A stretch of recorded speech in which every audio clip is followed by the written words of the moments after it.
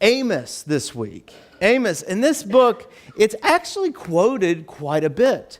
We kind of hit it in our lectionary in the church readings a couple times throughout the year. And Paul and all this stuff, they all kind of quote it.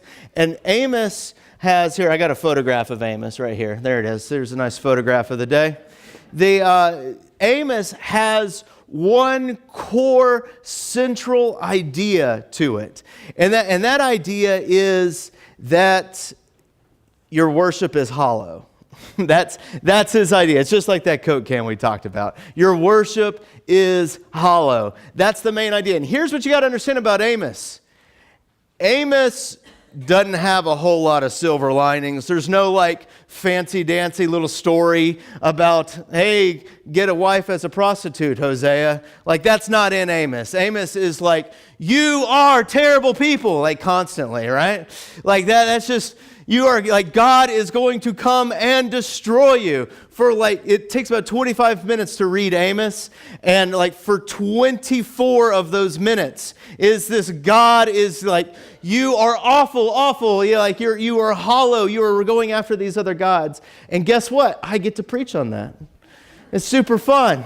And so like he's like, you have this hollow respect for the rules. And it being 4th of July, I had to think of something. It's like, what are rules of something that we have a hollow respect for? And I immediately thought of what it was, something that we have a hollow respect for. Fireworks, right? Fireworks. Like I love how fireworks immediately bring out, like destroy any sense of responsibility that you have, right? Like any sense of it just goes out the window. You're like, well, this thing says not to do this with it. Let's do it. You know, like that's, let's stack three things on top of each other and just see what happens, right? Like that's, like, and what you got to understand is that some of you are like, fireworks? We go watch fireworks. No. You have to buy them yourself and shoot them off, right? And what you have to understand too is the Escher family, like the core of our family, we have a lot of our favorite stories center around shenanigans around fireworks, all right? Like there's this story, and it doesn't go back to, it's like, oh yeah, you're just talking about when you were 15 and young and dumb with your friends, and you were shooting off stuff. No. I remember being 3 years old, watching my parents shoot off stuff in the back at my grandparents' house, and you know, it's fireworks all start the same. Like you light the one thing and you watch it up, and it's like, and right? And you're like, oh, that was cool. And you get about 5 minutes in it, and it's like, well, let's try tying 2 of them together. You know, like it just always descends into that. And then you start doing this thing. So my parents, you know, I'm 3 years old. I'm looking at the window out at them because they won't let me outside because it's dangerous. And they're over there, and my parents are all tying these things. And my grandfather comes running into the house, giggling like grandfathers do. You know, some of you probably giggle like this when you're about to mess with your grandkids or your kids. They're just like, you know, like that whole thing. He grabs the shotgun and he runs back outside, and my uncles and aunts and my parents they're all lighting this thing all at the same time, you know? Like he gets to that, but they're all down there, and as soon as the fuses light, he stands up behind it and goes, boom, boom, you know, like that's, and it just like, and it's just, you know, they all like jump, they all slap the moon with their hand and come back down, you know? Like that's like this core memories to us. And that's the thing with fireworks. They have all these warning labels on them, and we just like, it'll be fine. So I have some videos. So if you make sure I have some volume on these videos. I think these are some good examples of having a hollow respect. And I'll kind of narrate through these a little bit here. So this is the first lesson, is don't put fireworks inside of a fridge. Yeah. Right? Don't put fireworks in a fridge. Probably shouldn't do that. Yeah, look at that. Don't do that. The next video is don't shoot fireworks from your mouth. Yeah, see, you're like, that's a disregard, hollow respect for the rule. Yeah. That's what happens when you have a hollow. And then this one is don't shoot off fireworks inside. That's what this one is. They got to make sure you see all their faces so they know that they were there. And it first goes off. Oh, okay, good. And then, boom. Hollow respect. Amos is saying your respect for the fireworks is hollow. Your respect for the fireworks is hollow is what he is saying, right? Like that's, like, listen, and I get it. Like, even this last year, my parents always have this huge New Year's party. And they have these things. If you've bought fireworks, they have these, it's a mortar now. Have you seen these? Yeah, they're awesome. Like, but you shouldn't do them. And so, what's hilarious, again, you shouldn't do this. What's hilarious is these mortars, what they are is it's a ball and a huge long fuse, and you put it into a cylinder, a cardboard cylinder, and it fires, and the fuse goes in, fires off this first shot that knocks it about 100 feet in the air, and then it, boom, it's this huge things, and they're super fun. Now, what's hilarious is when you put one of those in a tube that's a little bit bigger than what it's designed for. So rather than shooting it 100 feet in the air, it shoots it about 10 to 15 feet in the air, right? And so then it goes up, and then the sparks it shoots out are about 50 feet wide. So imagine this room just being filled with fireworks all of a sudden. And then it's hilarious when you don't tell anyone around you that you've just done that because it's dark outside, right? Like, and it goes boom, and like everyone's running. This isn't a picture of it, but it looks like this. Like, complete disregard, right? Like and Amos is saying your respect for the fireworks is hollow. And he's saying to all of us and those listening to this is your respect for the worship. Your worship is hollow, is what he's saying. And that's what Amos is saying. So to understand what's going on, he's a contemporary of Hosea, and things are going great in the northern kingdom of Israel. Things are going, they got tons of money, they got trade, they're doing all these things going around, and Amos comes up from the south, and I imagine he kind of looks haggard and like big beard with like bugs in it or something, I don't know. Like that's, all these prophets have like wild descriptions of them, like John the Baptist like eating locusts and stuff like that, like awesome dude, right?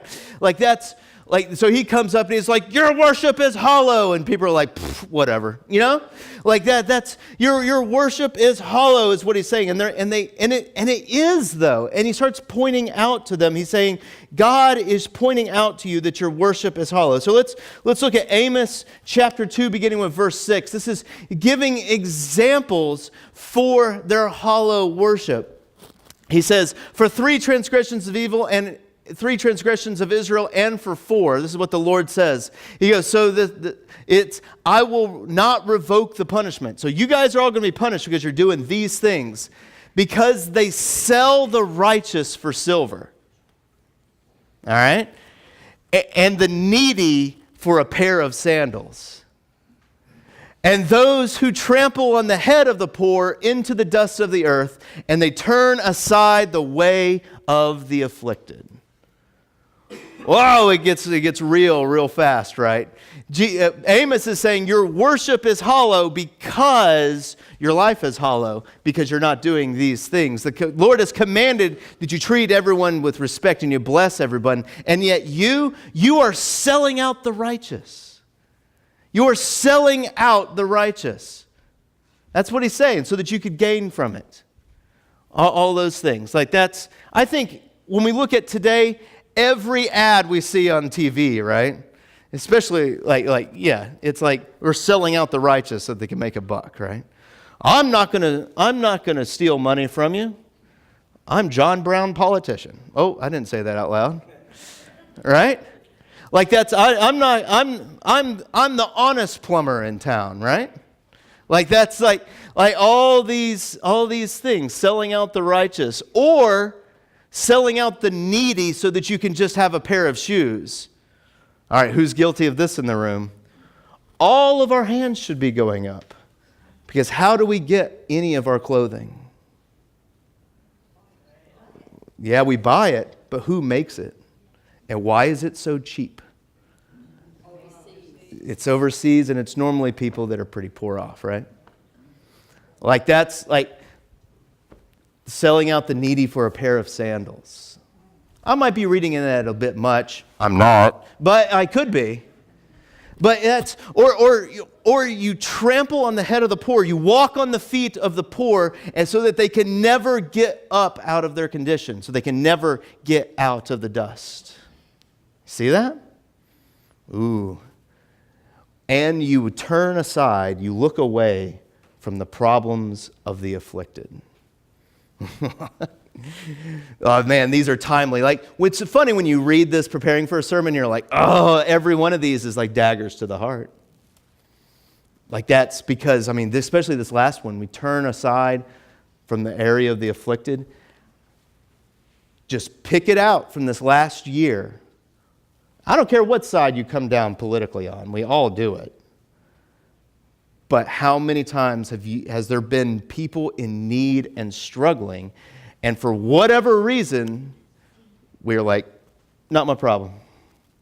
And we turn aside from it. Right?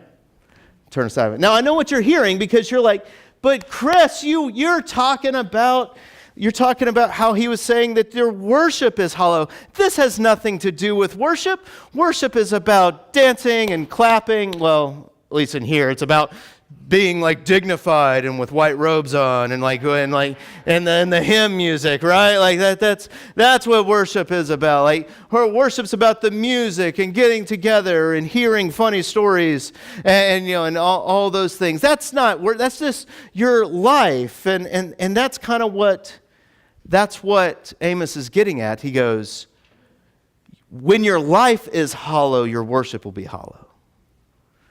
That the worship is the outpouring of your life, and that when it doesn't have much substance behind it, then it is hollow.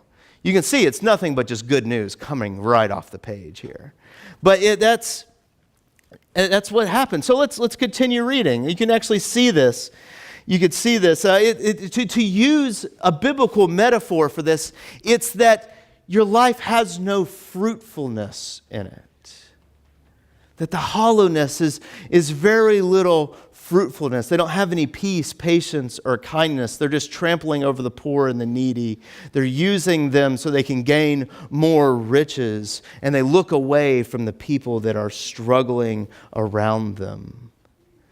And in chapter 5, we see that God says this: I hate and despise your feasts, and I take no delight in your solemn assemblies. Even though you offer me your burnt offerings and grain offerings, I'm not going to accept them. And peace offerings of your fattened animals, I will not look at them. Take away from me the noise of your songs, to the melody of your harps. I'm not going to listen to those. And then the connection to what we were talking about the poor earlier. But let justice roll down like waters, and righteousness like an ever-flowing stream. Do you see how God is connecting justice and righteousness there to their practices of worship? Hosea is saying, if your life is hollow, then your worship is hollow. And what Amos is getting at here is what was the original promise of Abraham. What was the original promise? The original promise was that, and Paul talks about this all the time, the original promise was not obey all these rules and appease God. It was Abraham believed in the promises of God, and it was credited to him as righteousness. Abraham believed, and it was credited to him as righteousness. It wasn't just this, oh, you got to do this or do this or do this and you will be saved. It was that God was saving them and was giving them a life of salvation. And so they are fruitful now as they bless all the nations around them. And so God is like, I'm not like the other gods that are around you, that the reason why you're gathering together is just to appease them, that you could appease God in some way by coming together. Like, that's not why I have you get together. I have you together to surround yourself around the faith that is found in God. So your sacrifices, I'm not going to accept them. Your solemn assemblies, I'm not going to listen to them. So, this is the obvious question. How is our worship? Is it hollow? Is it hollow? Now, I have to say here, I got to gloat about you guys for a little bit here. Many of you are actively involved in a lot of things that benefit a lot of people. And that's one of the reasons why we took the call here. And that also the other reason is we kind of sat with the knowledge of the call and we just felt right about it. So we're like, oh yeah, let's come. And we're coming up on a year that I've been here right now. Isn't that wild? But we're coming up. It's coming up. It's coming up. But the thing is like we still have to ask these questions. It's like, where is my hollowness? Where is my hollowness? So let's tell another story real quick. We have in our epistle lesson today from Acts, we have this guy named Stephen, and he's about 800 years after Amos. He's about 800 years after Amos. Jesus has lived his life. He died. He rose again, ascended into heaven, sent his spirit to the church. And then Stephen comes in like he's a prophet, kind of comes onto the scene. And he does all these amazing things. And Stephen does this act where he confronts the chief priests and the leaders of the religious movement of that day. He comes into them and he basically says to them, hey guys, your worship is hollow. Your worship is hollow. And he said that to all the chief priests and the leaders of the law, and because they have all this pomp and circumstance around them, they have all these long prayers, and he's saying that you guys have missed the true worship for God. And I think the reason why they miss it is what they're looking for is just the correct answers, and they're not looking to serve someone else. That in their worship assemblies, it's about, how can I appease God, and not how can I serve like God has shown me how to serve. That their worship is hollow and it's fruitless. And you know what Stephen does? He quotes Amos. He quotes Amos to their face. To their face, he quotes Amos, and they're all like, this guy's quoting Amos to us. We're nothing like them. And then Stephen says this, you stiff-necked people, your hearts and ears are still uncircumcised. Do you know what he's saying there? He's saying your hearts and ears, they're not even the people of God's hearts and ears, is what he's saying. They're so far from God. Your hearts and ears are so far from God. You are just like your ancestors, the people who came before you. You always resist the Holy Spirit. Now, what do you think the people did to Stephen after they heard that? Yeah, they stoned him. You guys know the story. They didn't go, well, you're right, Stephen.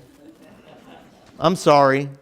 You know, like it's like we repent. No, they got enraged and they're like, let's take him to the edge of the city and stone him.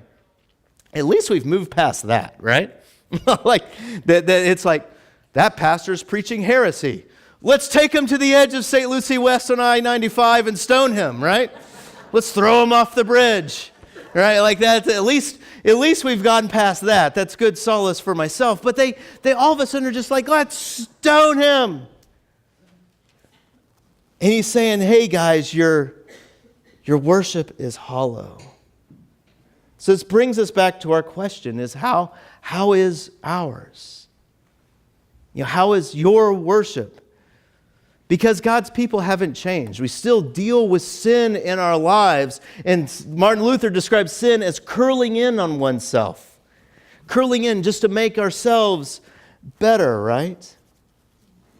Because oftentimes the Sunday service here, our worship time here, can become about the pressing issues, right? Like which songs were sung? How well were they sung? Was the pastor funny this morning? Sometimes check, sometimes not, right? Like was the pastor, did this person talk to me? and was this person there? Like I couldn't come up with a name that I couldn't guarantee was there or not. And was this person here? Like that's, we do it about that, and we never think about how our worship here is a reflection of the time we've spent out here. Have we neglected the poor? Have we neglected the needy and the sick? Have we sat with our neighbor who's struggling right now? Have we been Christ in these other places that we can come in here and allow that time to be a reflection and an offering of praise to God for the fruitfulness that He's made in our lives? Are we hollow? And the thing is with God, as we found out with Stephen, and we find out with Jesus, that oftentimes with the same thing with fireworks, sometimes we find out that our hollow rules for fireworks aren't actually all that hollow, all right? 6 years ago now, New Year's Eve, so that would have been like 2013, we were shooting off a bunch of those mortars all around. This is sounding ominous. It's a funny story. We were shooting off all those mortars, and we were like lighting 4 of them together at a time, and we're lit all of them together, and we lit them, and we're giggling as we run away, because we're shooting off fireworks. And one of my friends kicks one of them over. I know, right? His name's Zach, by the way. So if you know who Zach, if Zach ever comes to visit, all right? He's the one that kicked him over. And my friend Jason turned around, we're all giggling. He turns around and he looks and he's staring right down the barrel of one of these mortars. These things that pop up 100 feet in the air, and he's got a lateral like 20 feet away from it, right? And he says he could look straight down it, and he saw the fuse go into it. And he says this would have been his last thought. He's still alive. It's okay. He has 2 kids now. He's fine. But he said his last thought could have been, this may be it. Like suddenly the realness of the rules of the fireworks were very evident, right? And it fired off, hit him in the chest.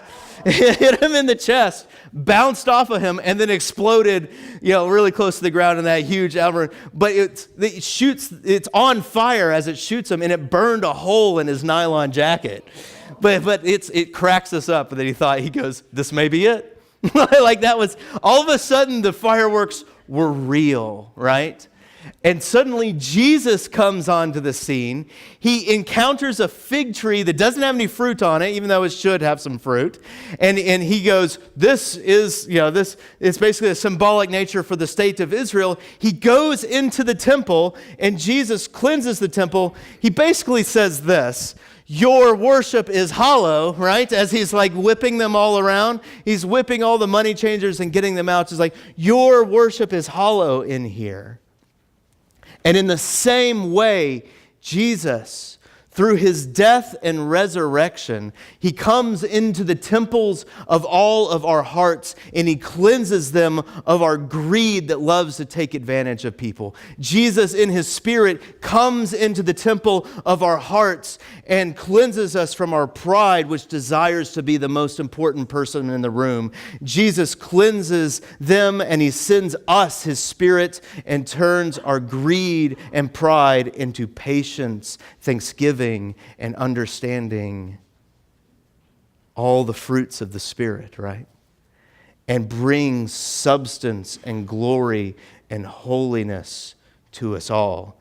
In short, Jesus comes with his death and resurrection, and he turns our holiness, he turns our hallowedness into holiness. Oh, there it is. He turns our hollowness into hallowedness. He turns our no substance into substance. So, to wrap up this book, what is this all about? Amos is super depressing book. It's just God constantly going, you're terrible, you're terrible, you're terrible. It's dark and it's brutish and it's rough until you get to chapter 9. And then there's this silver lining as it starts pointing to the root of David. The Christ is coming. And we see what happens when the Christ comes. That rather than lifting himself up, he bends down. and he washes the feet of the disciples. He bends down and he heals the blind. He bends down and heals a woman who couldn't be close to God in 12 years. He bends down and he's making all these people who are suffering and they feel like a hollow shell of themselves into something that is holy and has substance. And he does that to each one of us. That when we are stuck in our sin and feeling like we just can't move forward, God reaches down through Jesus and brings substance and healing to us. And it says in Amos 9 that God will rebuild our hollow, empty structures, that they will be just like they were before sin, just like the Garden of Eden. That God will make us fruitful once again as he plants us with deep roots to be a blessing to the entire nation. So, for a final little blessing, may God's Spirit fill you up with a daily worship full of fruitfulness that blesses your neighbor. Because Jesus has saved us and he saved them. Amen.